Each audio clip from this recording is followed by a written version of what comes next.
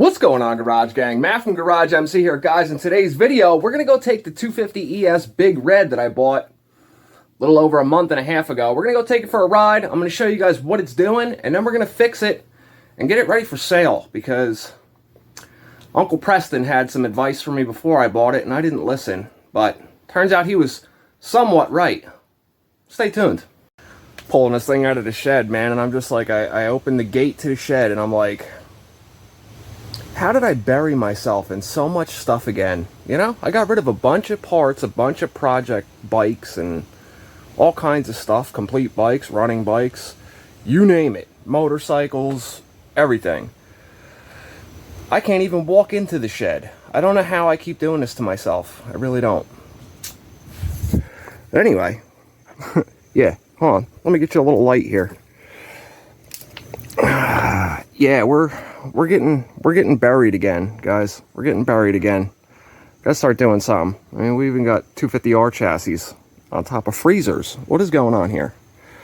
All right, I'm gonna pull this thing out so we can go take it for a ride. I'll show you guys what it's doing. I gotta go to the store anyway, so I'm gonna ride this to the store.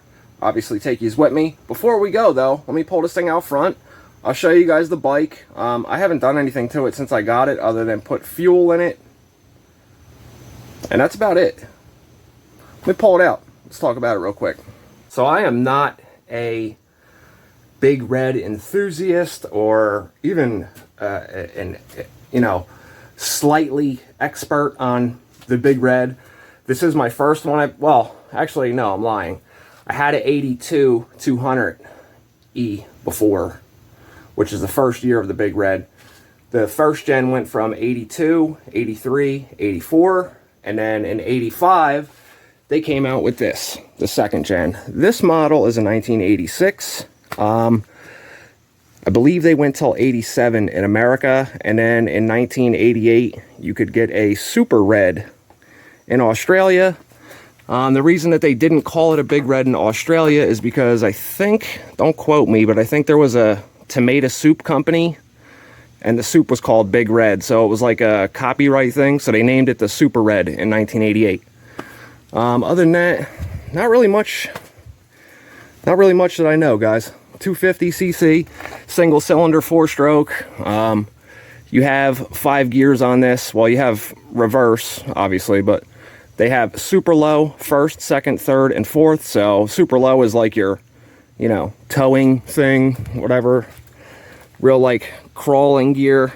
It's got a tow hitch on it. It is shaft drive, cable brake system.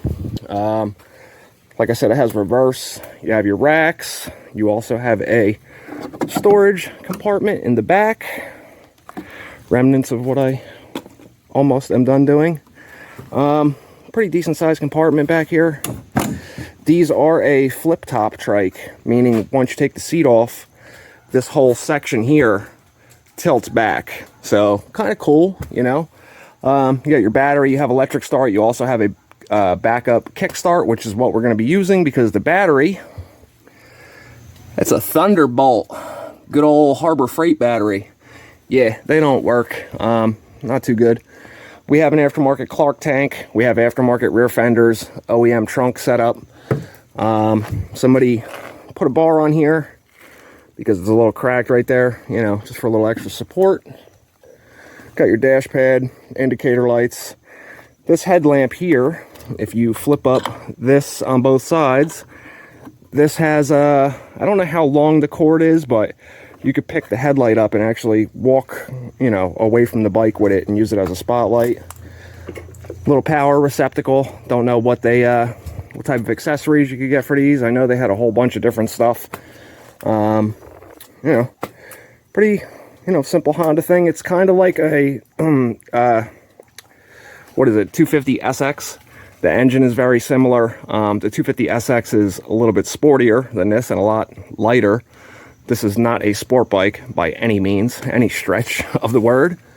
This one came with the original certificate of origin, and it also came with the original key, which you're like, oh, no big deal, Matt, you can get a new key.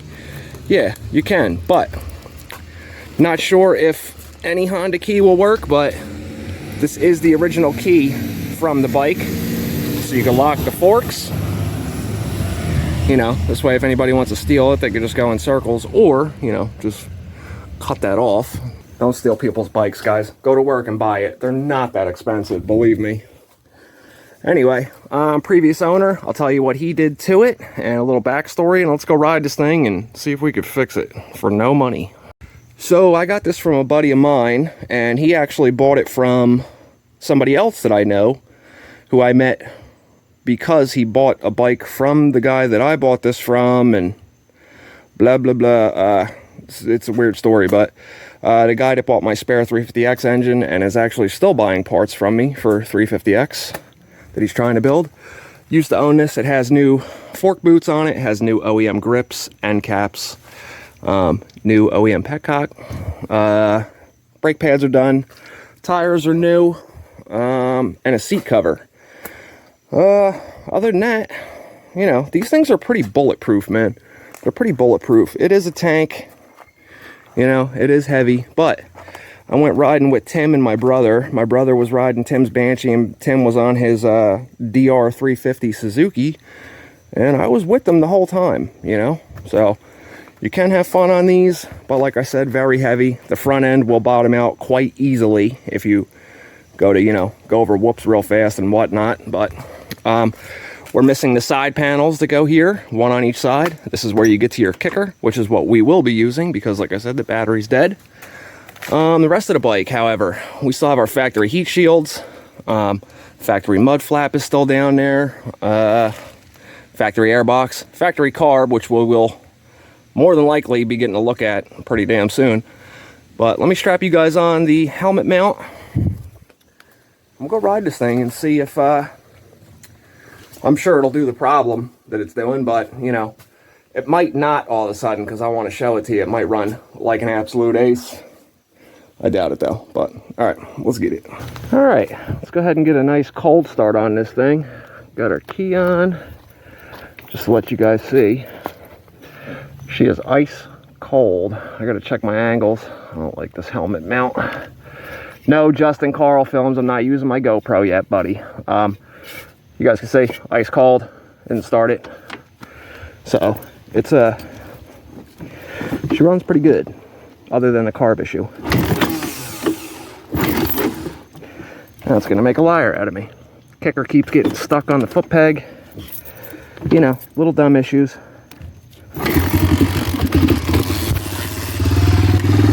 But usually starts first kick. But it's on camera, so you know, it's gotta make me a liar. Anyway, we're gonna hold our brake in.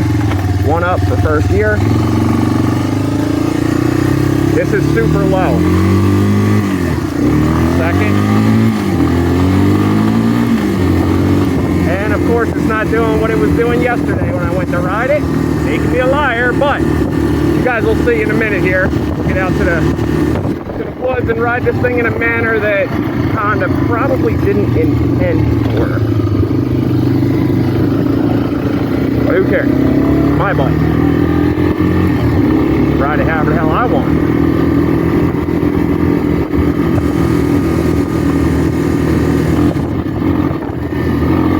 It will do a wheelie if you really force it to. It's a semi-automatic clutch, so you know it's not like you can pop the clutch or anything on it. I see people do like a half click, rev it, and then dump it in gear. I'm not trying to do that. I don't want to blow the transmission up on this thing. Although it is a tank, I mean you can break it.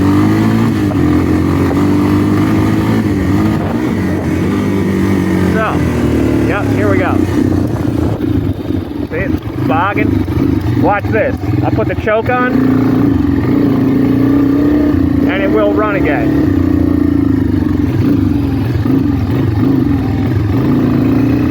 See?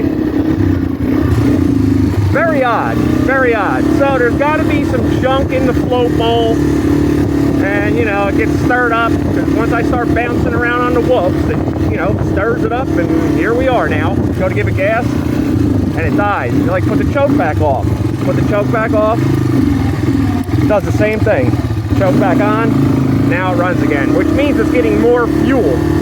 So we don't have a pilot issue. We have a main issue. Let me go handicap cripple this thing all the way to the store. Yes, I'm gonna ride it like that, don't really care. And then we'll pull the carb off, clean it, and see if we get any good. Alrighty, it's the next day. Got to get this carburetor off here and clean this thing out. Guys, I'm not doing a how-to on this, mainly because I've never worked on a Big Red before, so I don't want to tell you how to do something that I don't know. So I'm just basically I'm actually gonna try and throw you guys on time lapse. I've never really done a time lapse before, but before we do that, I told you that before I bought this bike, I had a conversation with Uncle Preston. You know, Preston from This Old Trike. If you guys don't know who he is, check him out on YouTube. And I have our little voice message queued up, and this were his thoughts on me getting a Big Red. Big Reds are great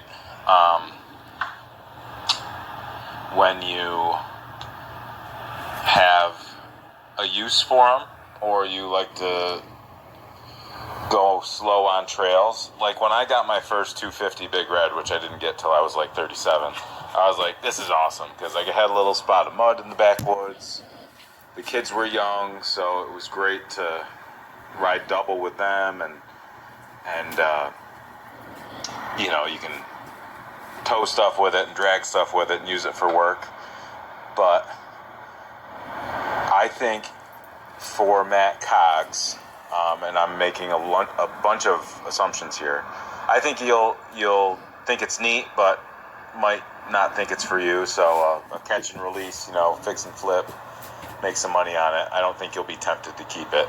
So it's a safe buy in that regard. So as long as that tank is nice, I didn't look to see if the tank was a Clark tank or not. I can't tell by the little thumbnail. If that's a metal tank and it's clean on the inside, I'd say it's a pretty safe bet, as long as it's not a completely blown out smoke show of a motor and the seat covers needing to be repaired or fixed. But I know. Okay, so as Uncle Preston from This Old Trike says, they're great bikes if you have a use for them. Yeah, obviously, it's not a sport bike. I like to go fast. I'm not into like booze cruising or anything like that, which is what this bike is good for. Just go out for a nice leisurely cruise. All the lights work. You can take it out at night. Blah, blah, blah, blah, blah. But anyway, thanks for the advice, Preston. You are right. I did like it, though. But I got to hurry up and do this because I think this bike's already sold tonight. And true fashion, I waited way too long today to get started. So now I got to get it done pretty quick and film it, too, because I already started filming a video. Let's get it. All right, let's start the time lapse. Before we do that, I'm going to show you how cool this is. Once you flip this little lever on the left side of the bike, take the seat off. This little knob comes out of here, and then you can flip the back of the trike up. I'm going to start draining the fuel out of the tank, because while it's off, I'm also going to rinse that out, make sure there's no junk in there. Although it is a plastic tank, it may have sat with the lid off of it, or the cap, and maybe got some stuff in there that worked its way into the carburetor. So I'm gonna get prepped up with that, and then we'll pick up when I have the tank off the bike.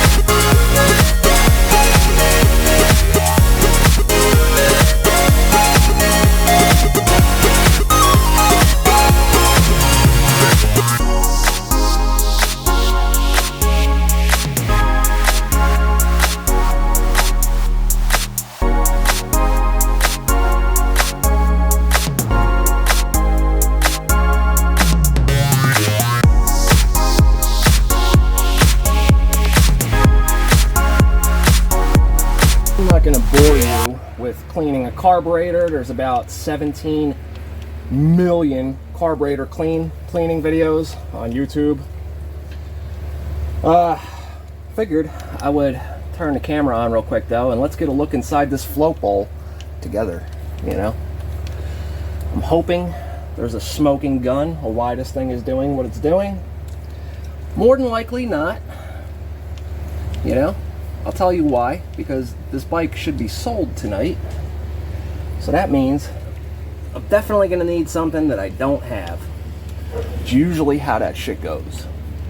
But, you know, and I know you can get Chinese knockoff carburetors pretty friggin' cheap on the internet, but OEM is where it's at, especially with bikes like this. Ah. That's good news. Let me hope the EPA is not watching, because I am pouring this on my driveway. Yeah, I'd say that there is just the slightest amount of garbage in there. So, what I thought was true. When this thing starts bouncing around, that stuff gets stirred up and goes right into the jets. So, I'm gonna go ahead and clean this thing out, and we just might get off that easy. Doubt it, but let's find out, and then I could strip it all back down again. So I rinsed the inside of that out with some carb, or some choke, what is this, brake clean. Look at the stuff that blew out of the float bowl. Yeah, I'd say that's an issue. I would definitely say that is an issue. Yeah, sweet. All right, well, let's find out if we get lucky. All right, guys, and just like that, float bowl's back on. It was so dirty on the inside of that thing. I scrubbed it for like 15 minutes, and then I'm like, Matt, you have a vapor blaster? Remember that thing you built that takes up a ton of space in your one-car garage to do all this out of? Yeah. Anyway, not going to bore you guys with putting this back together. It's a reversal of what we just did, taking it off. And then we'll pick up when I go to fire this thing up. Yes, I rinsed out the gas tank. I got to blow that out, and we'll see how we go. Keep watching.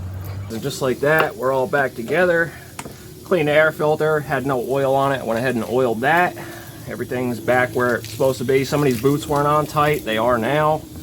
I'm still in the middle of cleaning the tank. But what we can do is we can use our IV bottle from Curdy over at 223cycles.net. This way we don't need the gas tank on it yet. Well, let's just see how she idles. All right, so here's one of those bottles I was just telling you about. Where did I put the damn key? All right, now that I got the key, these bottles from 223cycles.net, guys, check them out. These are definitely one of those items that, I mean, you might not use it all the time, but it'll be one of those things where you're in a situation like this and you're like, damn, I sure wish I had one of those IV bottles from Curdy at 223cycles.net. It's a good thing to have. Not expensive either. It's got a little on-off valve over here. It's been on for about a minute. It should have had enough fuel seep in there. Now that I actually have the key, you know, ain't gonna run without that. Let's see if it runs any better. I would assume so, but I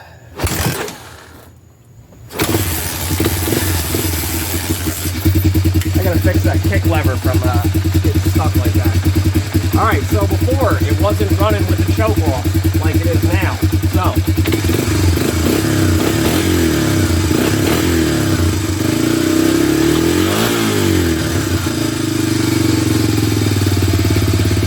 sounds way better already. Let me finish cleaning that tank out, and then we'll go take this thing for a ride and see if we fixed it. I think so. We got it running a little bit better. It's not 100% yet, but it's things like this that make me not want to sell it. Say hi, Shiny. You ready? Here we go again? Yeah. Okay, here we go. Let's see what we can do. Whee!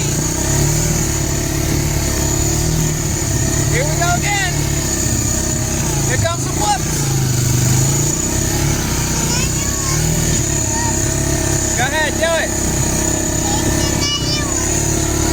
Here's another whoop-de-whoop. And another one. And another one.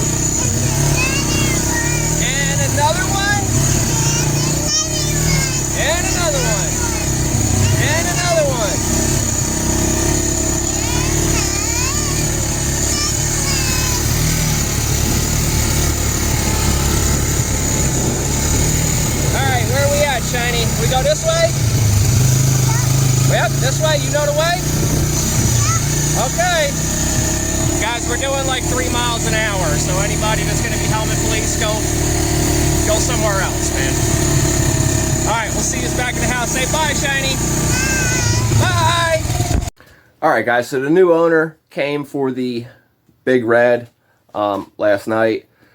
He gave me a deposit on it, and he definitely wants the bike. I explained to him what was going on with the carburetor. I don't like to sell somebody something where I'm going to get that phone call, even though when you buy something used, you get what you buy. You know, I don't like doing that type of stuff, so I ordered a carb rebuild kit for this, a Shindy carb rebuild kit. It was only like 20 bucks, so when that comes in, I will pull the carb back off, rebuild it, ultrasonic clean it, and then he can come pick it up. I don't like to sell somebody something that's not 100%. But other than that, he loved the trike. Runs a hell of a lot better, but it's still kind of doing the bogging thing a hair. Just a little bit. Like, I obviously missed something in there. There's still some junk or something that's worked its way up into the veins of the carburetor and all that stuff. So, Venturis or whatever you want to call them. So, thank you guys for watching this video. When I get it fixed, I will go take it for a ride and film it for a little short video. You know, we'll do a couple things on it. Not too much because it's not mine anymore. And, yeah. Thank you guys for watching this. Thank you for joining me in the garage today. And I'll see you in the garage next time. Thanks for coming. Peace!